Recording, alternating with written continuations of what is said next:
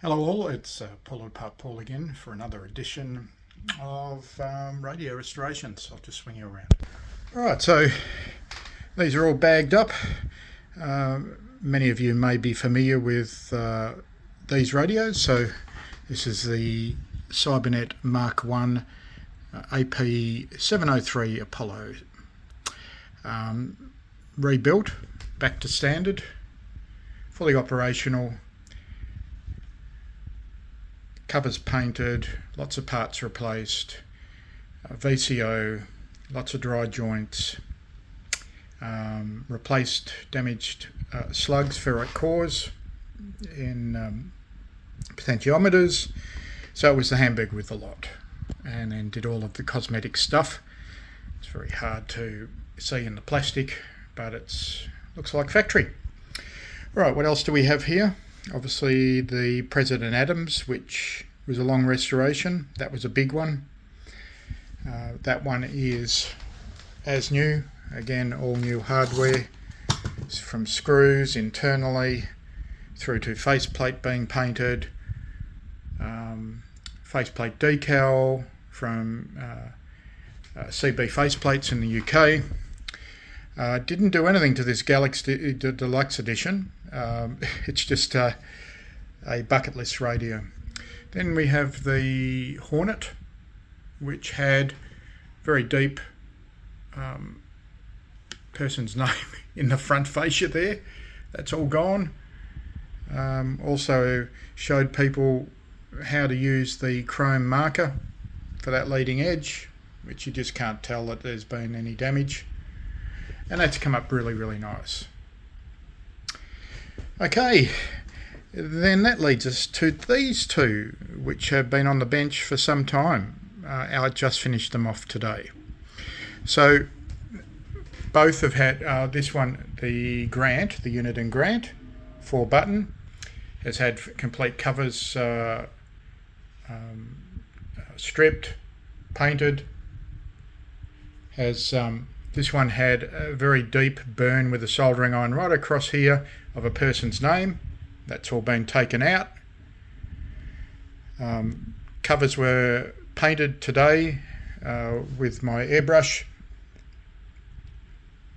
primered in black, SMS paints. It's a fairly good match. Alright, that's had a few repairs. If you remember, this one had the volume control that was broken. Someone had superglued the on button volume, and in getting it out, I pulled out the main shaft. So that's been replaced. There's quite a few dry joints in this one. That's been done. It's been cleaned, polished. And as you can see, it looks close to new. I'd say as a retro restoration, it looks pretty damn good. That would suit any collector's shelf. Alright, and the last one, the Grant President. Alright, this one's had a lot of work. And again, the same cover treatment, all new screws inside the radio as well.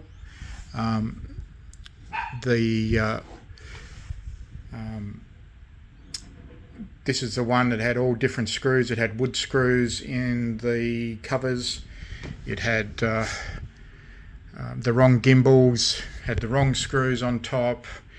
It had 2 frequency counter holes here. Thanks very much to Chris Locker, by the way. There are people in this hobby that help others out.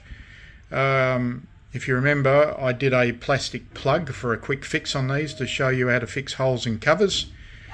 Chris stepped up and offered me a cover that had no holes in it. So that's made this restoration complete now. Alright, so there you go, guys. They're the radios that have been completed, 4 over the last week, and another 2 there, and I think I've got another 4 or 5 in the garage that have been done, and plus another probably 10 on the list to get done. So remember, comment, like and subscribe.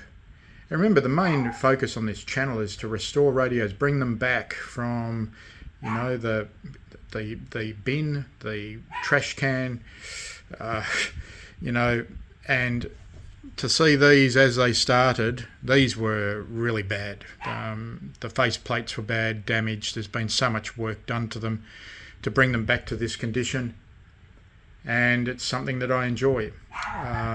And we're not letting these old radios just fall through to the keeper and be used as parts radios.